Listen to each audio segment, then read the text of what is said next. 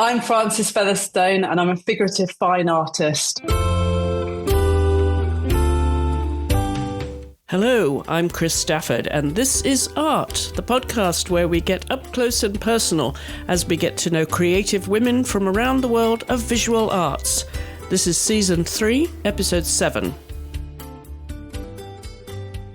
My guest this week is the British fine artist Frances Featherstone.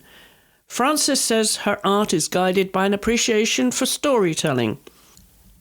Narrative serves at the heart of her work, with which she seeks to fill her paintings with ideas and conceptual depth. Her creative explorations revolve around the interplay between figures and interior spaces, offering viewers a window into intimate emotions that are entangled with the spaces we occupy. Frances employs aerial perspectives to craft patterns seen from above that compress and flatten the spatial dimensions. These pieces venture beyond the constraints of conventional perception and seek to challenge our normal sense of space. Frances was born in 1976 in Rhodes, England. One of two children, she has a brother, Walter, to parents Jane Gill, a teacher who was formerly a silversmith and jeweller, and Michael Featherstone, a furniture designer. Art runs throughout her family, and Frances was always encouraged and supported in her talent, which naturally led to a formal art education. She achieved an Art Foundation distinction and first-class degree in fine art and visual culture from the University of the West of England, Bristol, before changing direction for her postgrad in interactive multimedia at Bath Spa University, graduating in 2000. She worked as a designer in the BBC's Interactive Factual and Learning Department for 6 years. In 2006, she got married and started a family, at which point she returned to painting, firstly by taking commissions for portraits. Her work took off, and she was quickly gaining recognition. In 2019, Frances was shortlisted for Artist of the Year by Artists and Illustrators magazine. In 2021, she won the Chair's Purchase Prize at the ING Discerning Eye exhibition at the Mole Galleries in London.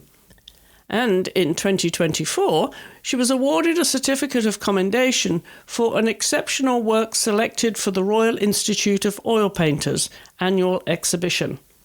She has also won Sky Art's Portrait of the Week twice for her paintings of Booker Prize winner Bernardine Evaristo and the singer Danny Minogue. Frances is represented by the Fairfax Gallery in Tunbridge Wells and Arcadia Contemporary Gallery in New York. She lives near Groombridge in East Sussex with her husband Munir Hassan and children Sam and Layla. Frances, welcome to the podcast. Thank you for joining me from a very pretty part of England. Yes, I'm actually on the border between Kent and East Sussex. It's very pretty, yeah. Yeah, you're right outside Tunbridge Wells, a little village called Groombridge. So how long have you actually lived in the village there? Well, I actually live in the countryside outside Groombridge. We've lived here probably about 13 and a half years. I have to work it out with how old my daughter is. But about 13 and a half years. And why did you pick that area particularly? It was a case of we were living in London and we needed some more space, and to afford the next size house, we just couldn't afford it. We wanted a garden and an extra bedroom. So we thought we'd move out of London. And I've always wanted to live in the countryside. So it was kind of, we could go anywhere from London. We could, and we spent weekends. One moment we were thinking about moving to Folkestone and living in this Gothic horror by the sea. Another time we were looking at Amersham. And we'd put an offer in that house and that didn't work out. And we explored a lot of areas, and we ended up, when the house in Folkestone didn't work out, we decided just to rent, and we rented in Tunbridge Wells and then looked from there. But the reason why we went to Tunbridge Wells was I met my husband climbing, and we're keen rock climbers. And this area is the only place that you can climb that's got natural rocks in commuting distance to London. Well, that's interesting, because I would eventually have asked you how you met your husband. Your husband is Munir Hassan. What does Munir do? He's a lawyer. Yes, but hence how our paths crossed, because I wasn't obviously mixing in those sort of circles at art college.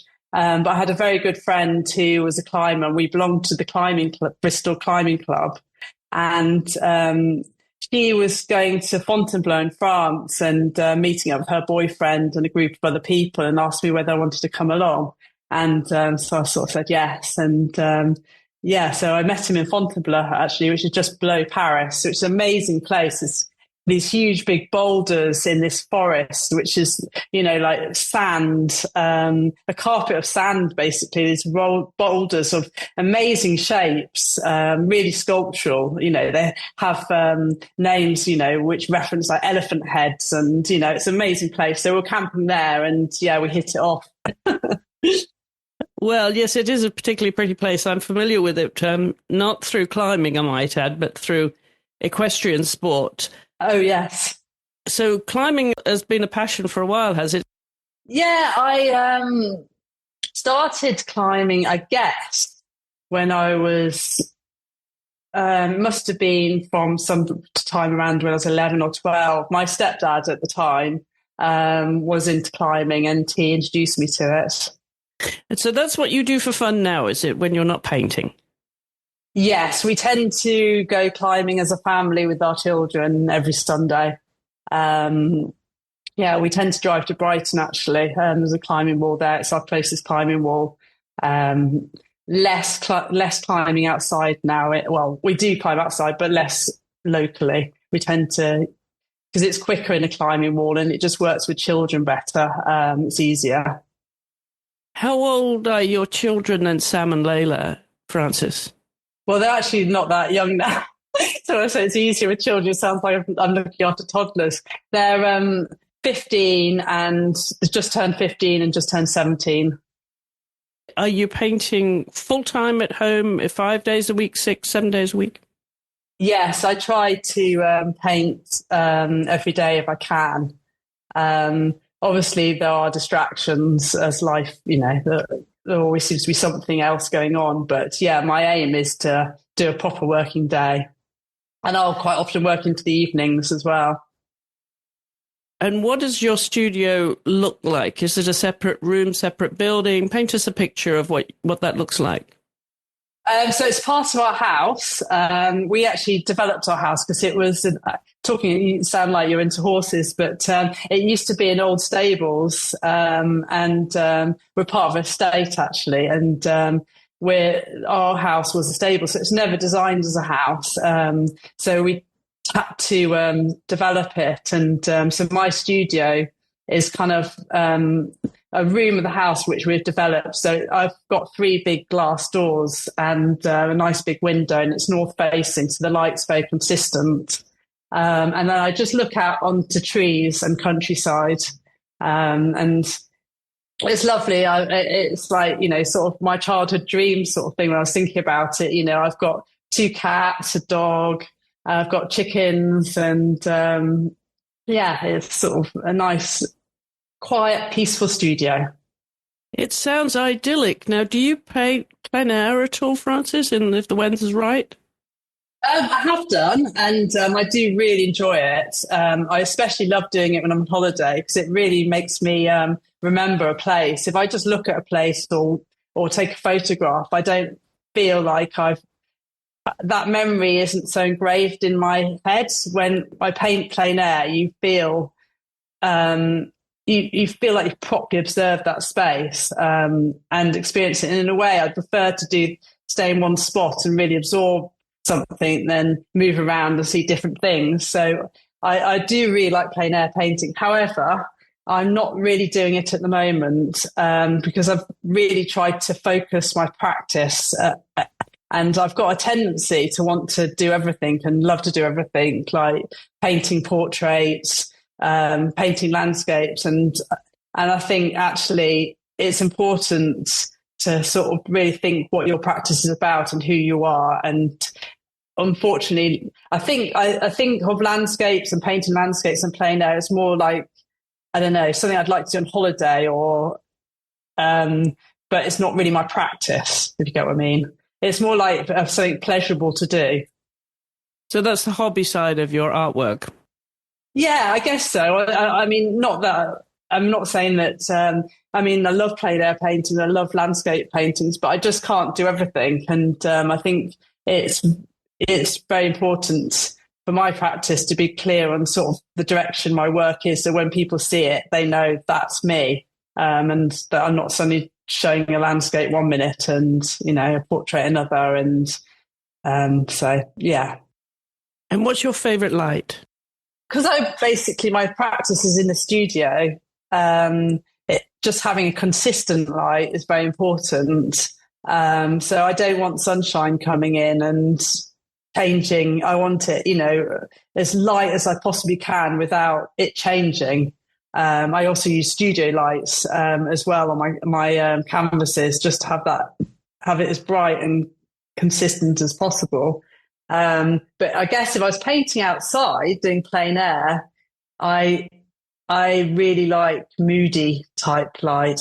I'm not so into pretty landscapes. I guess if I was going to paint landscapes, if I could choose the light and choose the conditions, it's when it's really dramatic, when it's dark grey clouds and the light's coming through and it's a bit moody and not chocolate boxy. But I know that wouldn't be very nice to stand in and paint. Well, no. Lots of opportunities in England for that. But yeah, I agree. It wouldn't be that much fun. But we're going to go back to where you grew up in your early life, Frances, as you know we do on the show. And you were born in 1976 in Northampton, which is right in the middle of England, a place I know particularly well. Which part of Northampton was it you were actually born and grew up before you moved out? So we lived in a little village outside Northampton called Road, and we lived there till I was about 2 or 3. My granddad was an architect, and he designed a house for us near Weston Favell, and we moved there. Yeah, I guess when I was about 3, that sort of age, and lived there for quite a few years. And then my parents got divorced, and I moved with my mum to Abington Park, and we lived there till I was 11, and then we moved to the Peak District. When you were at school there, you went to, I believe, to Great Houghton School for what you'd call primary school, right? Yes. It's closed down now, actually. I Googled it when I was thinking about the schools, sort of for this podcast. I just suddenly thought I'll Google it, and actually I've seen that it's closed down. So what were your earliest memories then of childhood before you moved away to the Peak District? What do you reflect on now as those early times when your parents were together, but then you had your mum on your own? What was life like for you? Because growing up, those are very formative years, and you had one brother, I believe. Yeah, it was a good childhood, I guess. It was a good. My parents were very good. I think how to describe it. Both my parents are creative people, so both of them encouraged me with art. And at primary school, the art teachers recognised me for my art. So I think a lot of my memories are tied up around art and craft and doing things. I have my memories. I don't know. My memory doesn't seem to be that good, but I do remember certain things. Like in my primary school, I remember one day we were told to. We went into, I guess, Great Houghton, the village or town, and we went and walked out there, and we had to observe this building, and then we had to all walk back and then draw it from memory. And I remember absolutely loving doing that and sitting there picturing that building and drawing it. And it was a competition. And I remember I didn't win it. And the art teacher said that she loved my drawing and that, that I would have won, but I hadn't coloured it in. It was a brown building and I just left the lines and hadn't coloured it in. Anyway, but I've got memories like that. And I've got a memory of like painting Joseph, the coat of Joseph Technicolor Dream Coat, and the art teacher telling me that I had a brilliant use of colour. And I don't know, it's all those sort of little memories which I guess help to inform where you're going in your life. So I kind of remember that about school. What else did you do at school apart from your artwork? Were you sporty? Were you into music? I remember English. I remember loving the English teacher reading us stories. This is at primary school, so, before I was 11. Obviously, later on, I had more interest in school. But I remember loving listening to stories and books. Used to do the school sports. I guess it was hockey and tennis. Actually, I really liked tennis, and and also cross country. I seem to like cross country. We were quite an outdoorsy family, and our holidays involved walking a lot. So I was quite used to sort of long distances and stamina. One year when I was old, slightly older, we walked the coast to coast as our holiday and stayed in youth hostels. So it's quite a big epic walk. And another year we cycled around Wales and stopped at different youth hostels again. And so, quite physical, demanding holidays, I guess. Great fun. Yeah, great memories. Yeah, those adventure holidays, I think, are a lot more satisfying if you have an adventurous spirit there. I want to go back to your parents. You mentioned your parents, Jane Jill, who was a silversmith and jeweller, then became a teacher, and your father, Michael, was a furniture designer. Both of them had artistic flair too. They both went to art college. So were they always sort of channeling you in that, encouraging you in that direction, Frances, when you were a child? Yes, I guess they were. I don't think they were telling me to do art, but I think it was something they were both passionate about. So it just meant that the time we spent together quite often involved art. When my parents got divorced, my dad, I don't know whether I spent much time with him one-to-one before then. I don't really remember. But anyway, he obviously decided that we had to do stuff together. And that's when he got me my first oil paints when I was 7. And we used to paint next to each other in his studio. And I think he might have picked up painting then as well because he had lots of spare time. And I used to do that with him. And with my mum, she loves, even to this day, she loves going out doing plein air painting and drawing. And I remember sitting with her and going and drawing bluebells. I've got this memory of sitting in a bluebell wood and just drawing bluebells. We'd do things like that. And my mum was very hands-on, crafty. So she always used to like making things and having projects with us. I can't remember anything specific, but like with my children, my son was really into. I can't remember what models it was, but she ended up making this paper mache big sort of kingdom for these toys that he was playing with when he was younger. She was really into that kind of thing, and she was a primary school teacher and later on in life. And again, a lot of her primary school teaching involved a lot of craft and school plays, making all the sets and that kind of thing. And you mentioned also your maternal grandfather was an architect and also painted, and your paternal great-grandfather was also a talented artist. What were your relationships with your grandparents then, and was it a bonding with them through your interest in art? Yes, yeah. My mum's dad was an architect, and he was very radical architect in the day. it was all that sort of 60s design. And he designed his house in the Lake District, which looked over Bowness and Windermere. And his house was all one level on top of a hill and big floor to ceiling windows and all open spaces. So the sitting room, which was quite radical in that time. So the sitting room, the kitchen, it's all open plan. And it was absolutely fabulous house, actually. Unfortunately, when he died, my mum and my uncle sold the house, and the people who bought it said they absolutely loved it and they wanted to keep, the sort of 60s and, that design, but it was a lie because then they knocked it down. So it doesn't exist anymore, which I found quite devastating because it's kind of all the memories in that house. Because in a way, that house actually has more resonance with me throughout my life than all the other houses that I've lived in, because in my childhood, I've probably lived in about 10 different houses, whereas that house was a constant. And it was absolutely fabulous.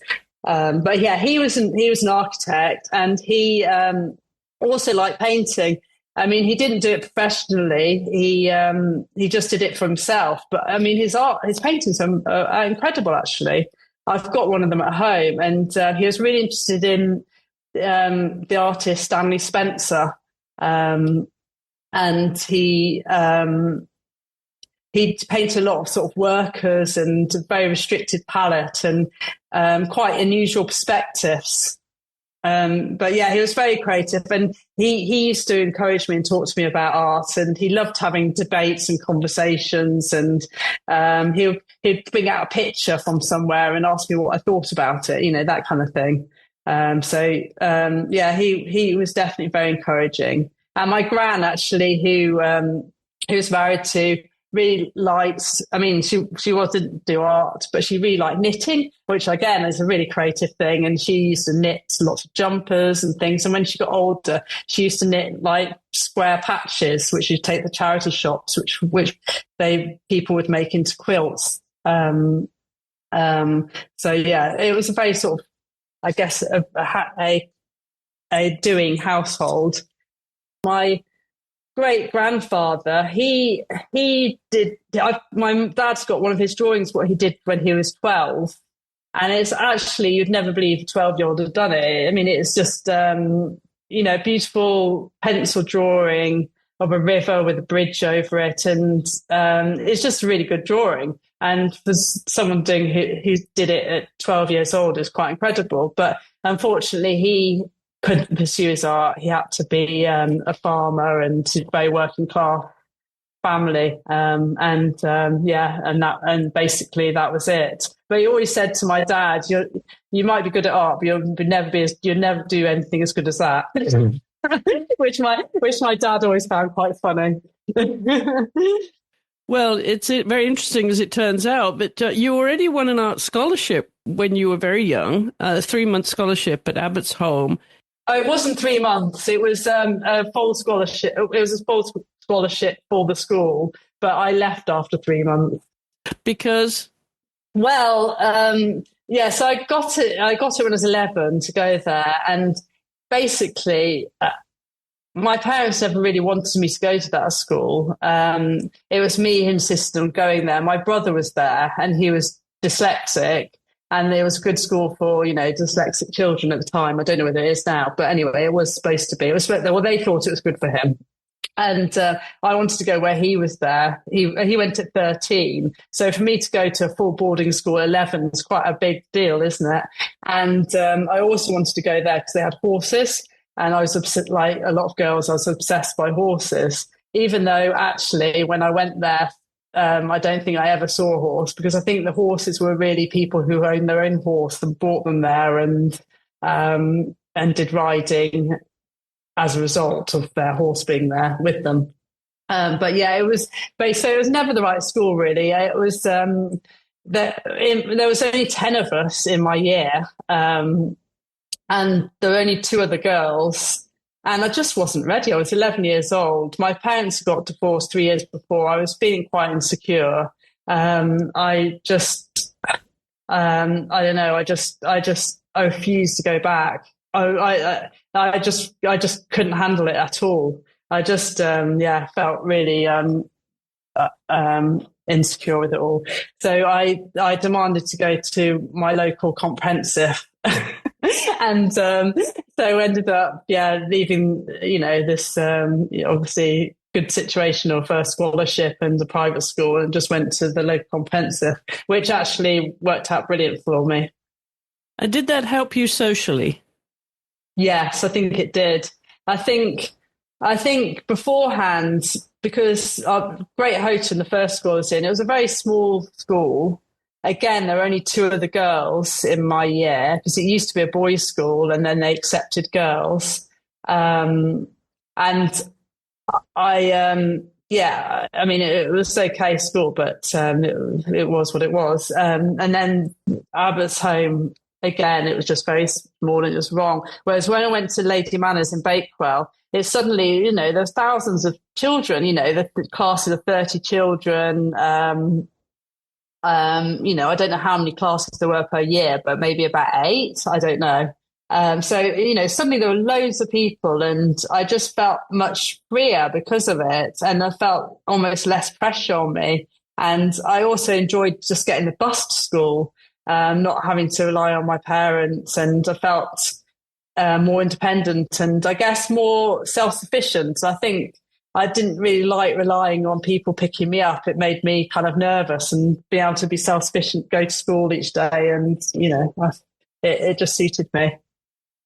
And at that point, then, obviously, art was very much part of your life already. So was it a given that then you would pursue art as academically to get the qualifications and in fine arts?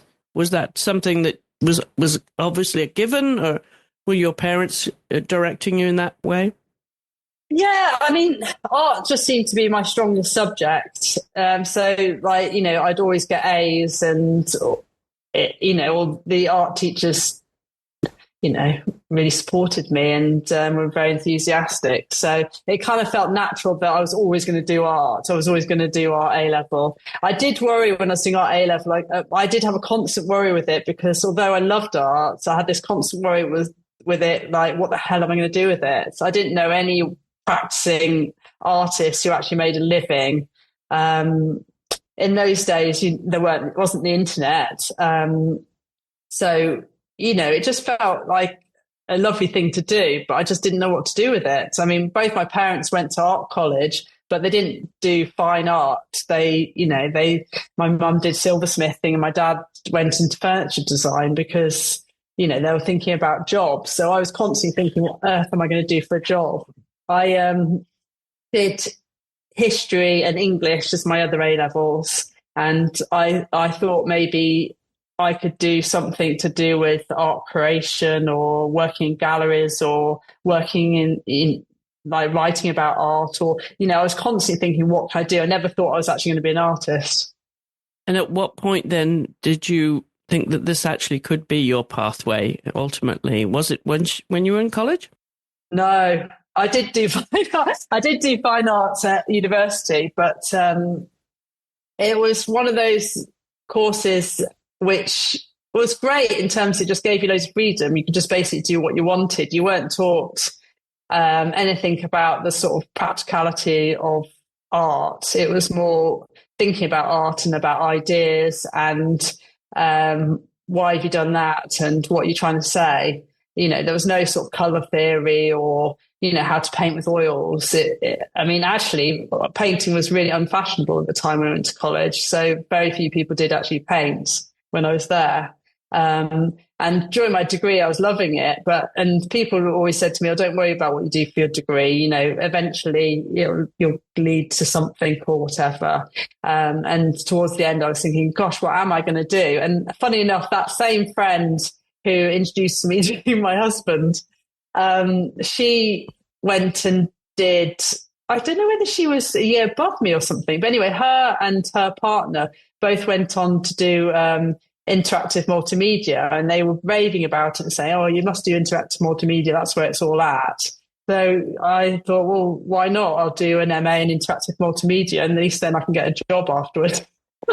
So that's what I did. I went to Bar University. But I never thought I could be an artist and sell paintings. It never occurred to me that that was a thing.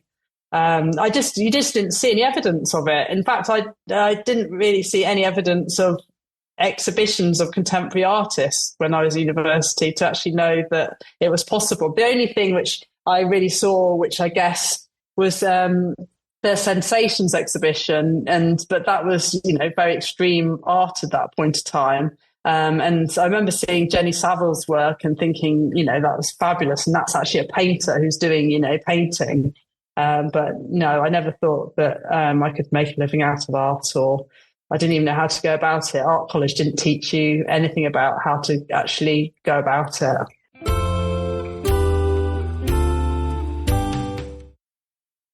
Well, given your family influence and support in your art interests, did they take you around to galleries? And did you, on family vacations and that sort of thing, did you get exposed to a lot of different artists? Yes. I mean, I don't know how many galleries I went to when I was younger, because we're living in Derbyshire, so there's not really, we were living in the countryside, and again in Northampton. I don't remember any galleries in Northampton. I mean, obviously there is, but don't remember going to any. But I certainly remember, like, my dad was really into Turner, and so I'd see work through books with him, and especially when I was a bit older, when I went to when I was doing A levels and stuff, I do remember going. I remember going to Nottingham and going to see a pre-Raphaelite exhibition with my mum, which was absolutely amazing. But yeah, I'm sure they took me to the Tate or the National when I was younger. I just probably can't remember it. So which artists were you consciously paying attention to then as you were developing your interests and going through college? Who was turning your head? I less so looked at Impressionists. I think I just saw them as very chocolate boxy at the time, because I think I just saw them everywhere, like in sort of. Now, absolutely phenomenal, when I look at them. But I think at the time, you just saw them on tea towels and, on tins and stuff. So I think it really kind of made me sort of go off them, because I wasn't really, you're sort of seeing, they were just so popular, weren't they? And when I was doing A levels, we went to Amsterdam on a trip, and I remember just being mesmerised by Rembrandt's self-portraits. I remember we went to, I think it was his house, and we saw lots of etchings, and just thought the characters and the expressions I just thought absolutely amazing. And I remember that had a big influence on me. And I did do a self-portrait for my A-level exam. And that was probably my first self-portrait. Well, actually, I had done some watercolor self-portraits before that. But yeah, so I remember being quite into him. And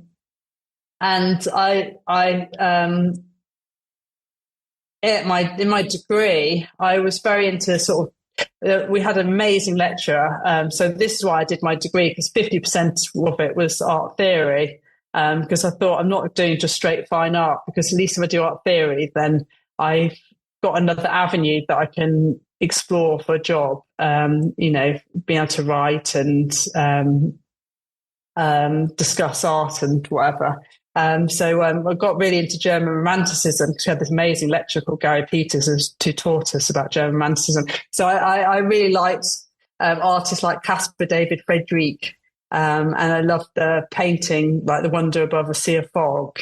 I love that sort of the figure standing away, looking across. You can't see his face, and looking off into the distance to the sublime.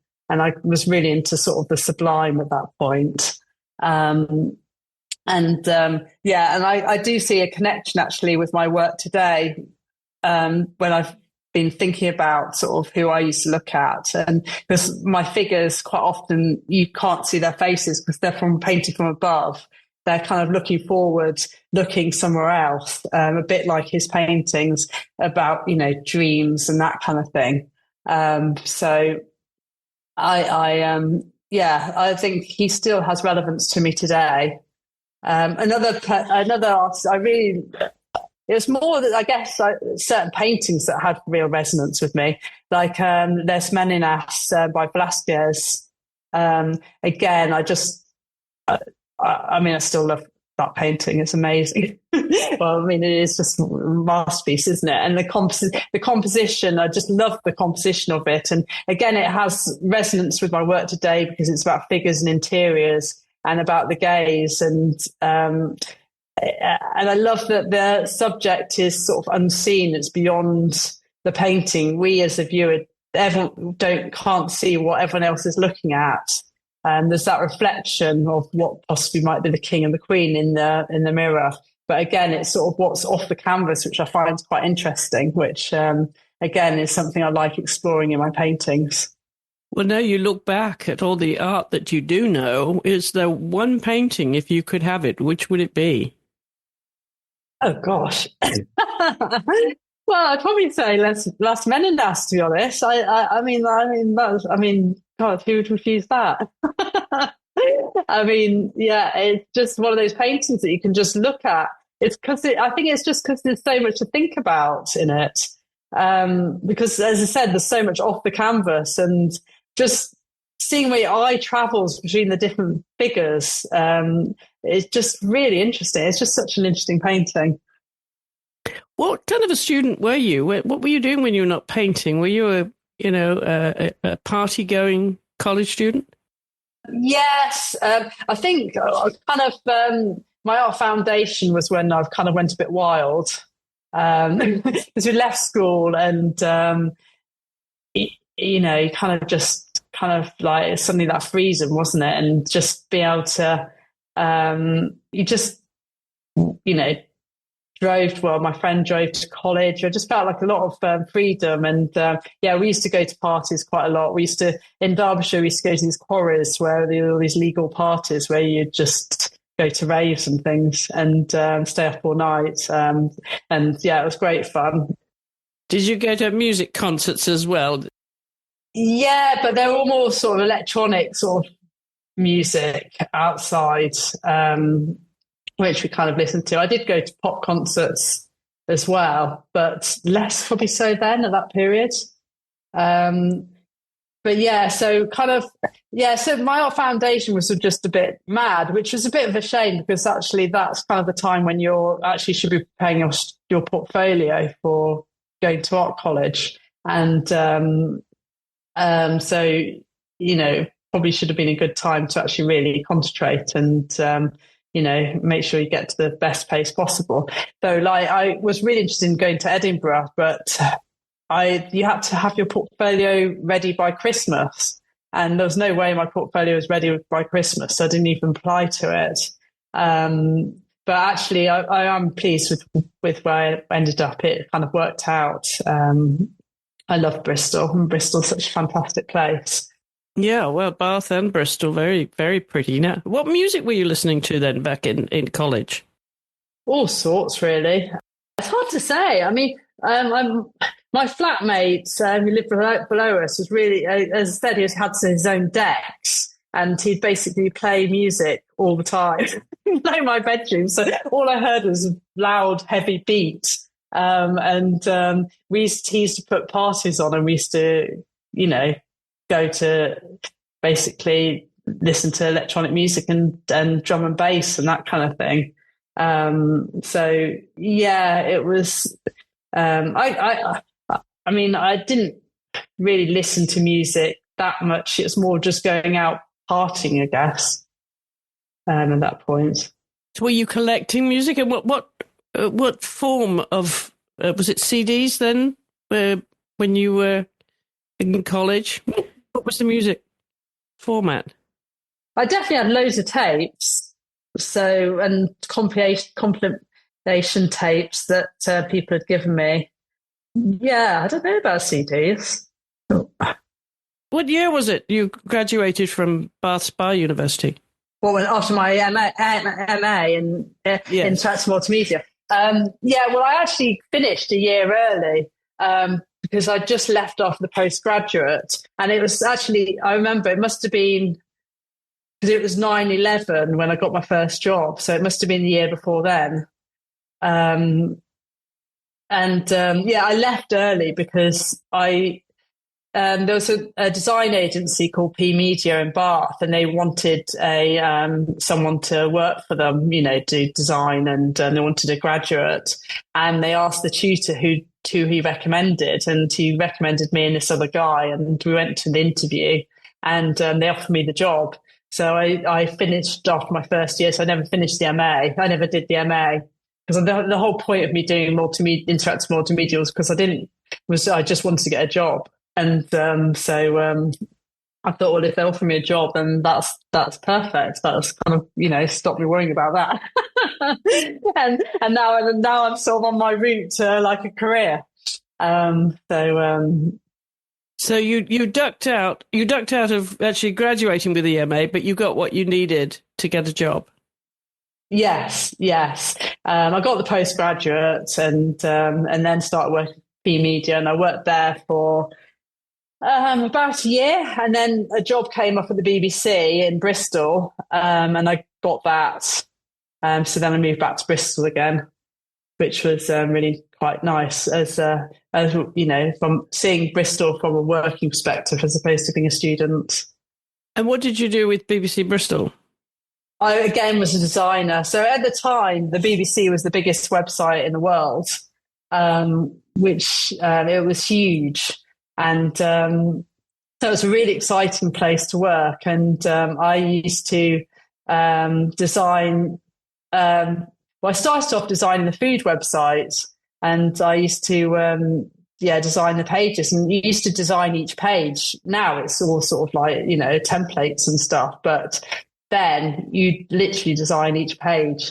So it was great fun actually, and it really taught me about transferable skills like composition and color and working to brief and that kind of thing, stuff which I didn't learn in my degree. And it was really valuable actually. It was great fun, and we had such a laugh working there. It was a great place. I've spent many hours in BBC Bristol. What about you? Just want to pick up on the horses. You had an interest in riding. What involvement did you have then when you were growing up with horses? Do you still ride? Well, again, I think I might have started after my parents got divorced. I think because we went to my dad's every other weekend, I think, or maybe it was one day at one of the weekends. But he obviously decided he'd try and find things for us to do, and he took me horse riding. So I used to go every week. I absolutely loved it, and I loved the stories like Black Beauty, and I don't know, just obsessed with horses. But I really wanted my own horse, and obviously that wasn't going to happen. And then I kind of stopped when we moved to Derbyshire. I kind of stopped and didn't ride then. I did Duke of Edinburgh actually, and I did horse riding as my physical for it. The Duke of Edinburgh, to those who are not familiar with it, is the award scheme for young people. Yeah. You have to do it. You have to do a physical skill, and volunteering work, and then a big expedition where you do a walk and you camp and you carry your stuff. So it's a really good thing to do actually. So what next then? After BBC Bristol, then what happened? Yeah, so I worked there, and meanwhile I was still dating my husband, who wasn't my husband, my boyfriend, who was in London. So, after it took us a long time to actually live in the same place, because I kind of thought, I need to take my own direction in life. I can't just move to London to be with him. But it turned out that actually my job ended up moving me to London to be with him. As the BBC was constantly having changes and shifting people around and things, and they moved I think, did they move the whole interactive department? I can't remember, but they moved my department to London.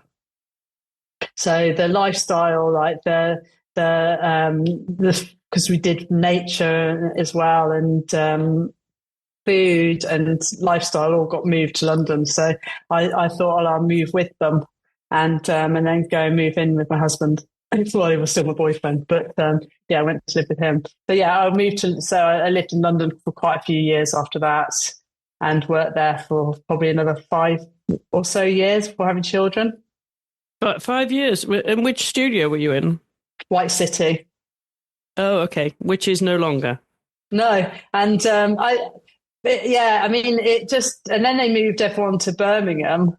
And I think that was just when I was about to go on maternity leave. So, there was so many redundancies all the time, and they kept cutting back. I think because it was such a big website and it was such a big part that cutting costs, and also they had to be careful about stepping on other people's toes. Because we worked on this massive project in London called the Digital Curriculum.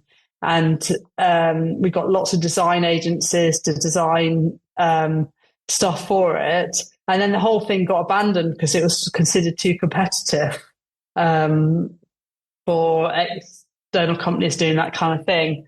So that was quite a shame, actually. What time did you get married? What year was that? 2006. And so now you're living in London. And at what point, when you leave the BBC, do you actually start painting and becoming a full-time artist? Yeah, it was when I had my children. I mean, with when I did all this interactive multimedia and working at the BBC, I always thought that I'd paint in my spare time and keep it as a hobby. But actually, it was just, when you've done a long day's work and then you commuted home or whatever, it just, it never happened. So it was quite a shame, really. And I always knew that I wanted to do painting and art. And although I was kind of doing a sort of form of art, I guess, in my work. And it was when I had my children that I could suddenly stop work, and I went on maternity leave and picked up my paints, and my first paintings were portraits of my children, because they were around, obviously. And in the end, I decided not to go back. And but I decided I wanted to be there for my children. And so although I started painting again, I didn't do it full time. My children basically took up my time until they sort of went to school. So were you able to sell then those early portraits? Well, what happened was I painted them, and then people would commission me, and because they'd see them, say friends would see them, and then one thing would lead to another. So kind of word of mouth type thing. So yeah, and that was quite fulfilling at the time. That was so I just wanted to paint and just didn't have to really think about what was painting or the concept. And art college, it was all about the concept, and here I was just thinking about painting. And I don't think I'd really thought about painting, I guess, in those terms. So yeah, it was kind of quite good just to go back to the basics, really. I really enjoyed that. And great memories. I've still got the paintings of my kids, which will always stay with me. So I just did that, and did a lot of commissions for people. And then as time went on, I started exploring other things. So at what point then, what year would it have been when you had the children and you were painting that regularly now and getting commissions? At what point did you realize, well, I can make a living out of this. I can be a full-time artist? Well, it's actually really hard to actually think that you can actually properly feel like you're self-sufficient, making enough money to feel like, yeah, I'm properly making a living out of this. I think I felt it's only recently where I feel like, I'm actually properly making a living out of this. Before that, I was definitely subsidized by my husband, there's no way I could have, I mean, obviously, it's basically like making pocket money before. When you've got so many expenses and things,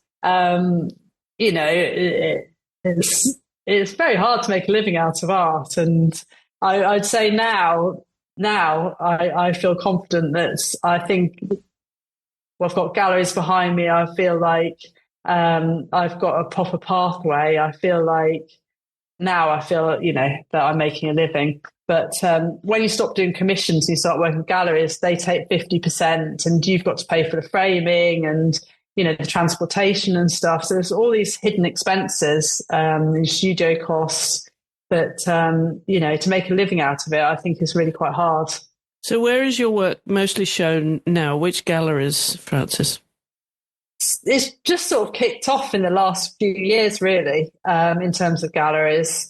Before I was more doing group shows and open calls and that kind of thing. Whereas now I've got a local gallery called Fairfax Gallery, which is in Tunbridge Wells, who I'm exhibiting with. And I've recently just been represented by Arcadia Gallery in New York, which is very, very exciting. I showed at their LA show in February, and I'm doing a 3-woman show in December with them, which I'm very excited about. What are you planning now? When you look in terms of where your business can grow and where you would like to be shown, what do you see ahead of you and the opportunities now, and which parts of the world? It's crazy because I'm getting invites from galleries all the time now. So I have been asked by some quite prominent galleries in Asia, Australia, all over. But it's just my paintings take a long time to paint, so I'm actually having to learn to sort of say no at the moment and just focus on the few that I have. I would like to have a gallery in London. I have shown with Blue Shop Galleries, but which is just sort of South London. But it would be nice to have like a major gallery in London to be represented by them, because now I've got a major gallery in New York. It feels nice to have something which reflects in my own country. But yeah, I think between 2 galleries, that probably is enough. If you're doing big shows with them, and art fairs, it's actually you don't want to spread yourself too thin. And I feel like this year I've got too many things going on that I'm in danger of spreading myself too thin if I'm not careful. What percentage of your paintings would be commissions now? I'm not doing any commissions at the moment. I must get asked like practically every day whether I do a commission, but I'm not doing any because I'm finding it hard enough to do the work which I need for the galleries. I feel quite under pressure in terms of the amount of work I need to do. So I don't need to do commissions, and I quite like the fact that I don't do commissions, because commissions I find are more time consuming, because you're kind of trying to work out what that person wants and trying to make them happy. And so it's kind of quite freeing not having to do commissions. So I mean, it might change in the future, but at the moment I'm not taking on any commissions. So what's this year look like for you? Any big travel plans you mentioned New York later this year? Yes, I'm very excited about that. So I'm actually going to fly out to the opening, and I've only been to New York once, and that's when I was pregnant with my son. So I'm very excited about that. I won an art residency with Nikki Ginsberg in Provence, in the south of France, a 3-week art residency. So I'm going the first weeks in June, which I'm very excited about. I haven't done an art residency before, so it'll be interesting to see how that works, and where my work will take me in a new environment. So I've got that, and before that, directly before that, I've got a solo show at Fairfax Gallery in Tunbridge Wells. So that's my first solo show. So I'm working very hard towards that at the moment. What do you like to hear people say about your work? Because it is so varied, as you say, you go from portraits to landscapes and a lot in between. But if you have to be a fly on the wall in a gallery, what do you like to hear about your work? Well, before my work used to be portraits, landscape and stuff, but I have very much concentrated in the last couple of years, and my work is very much about figures and interiors at the moment. So, but I'm very lucky that with social media, it's just wonderful because I'm constantly getting messages from people practically every day telling me how my work resonates with them. So it's absolutely wonderful. I mean, what people say, that it gives them a huge sense of comfort, security. They love the colours, the patterns. It brings back memories of either themselves as a child, or they think of other people. Even like people reminding them of their mothers. It's really wonderful to hear, actually. So all those things just make me so happy. And it makes it all worthwhile. Which is the most satisfying part of the process for you? Is it when you stand back and something's finished, or when it is presented to an audience and you get their reaction? It's funny, actually. What I really enjoy is actually designing them before I've even started painting. I really love thinking about the colours and the story and the narrative. So before I even put the brush to the easel, I love the ideas phase probably the most. And then I'm just really excited to see it realised.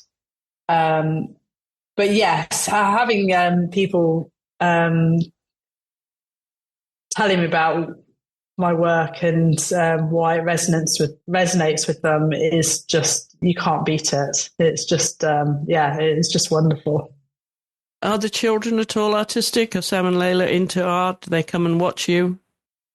Well, I used to get them. We used to draw together when they were younger, but I think I've truly put them off art. They can't stand. Well, actually, that's probably a bit mean, but I feel like they can't stand going to art exhibitions or galleries. They're like, not another gallery, because I always want to go to one or something on holiday. And they normally set me a time limit of half an hour, and that's it. And I think I've just killed it for them.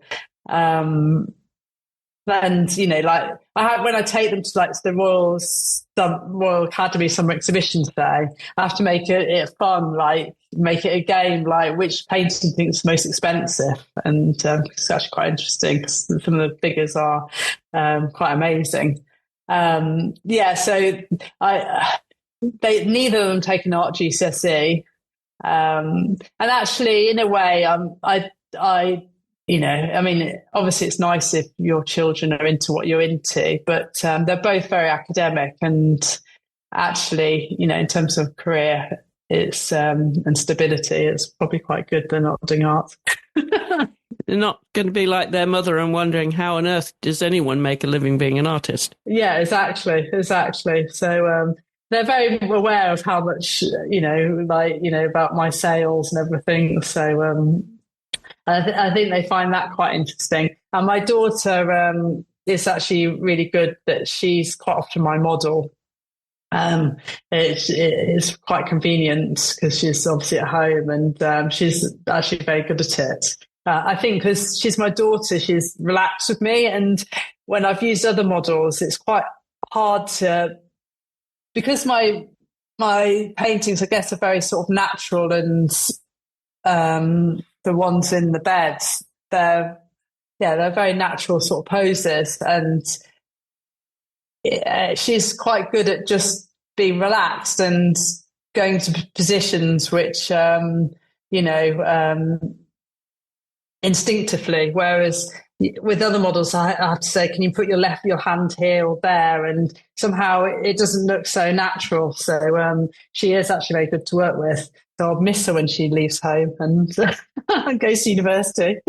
Well, a free model too. You don't have to pay her. I know. My mum keeps hinting at her, saying you should make her pay for this. Yeah.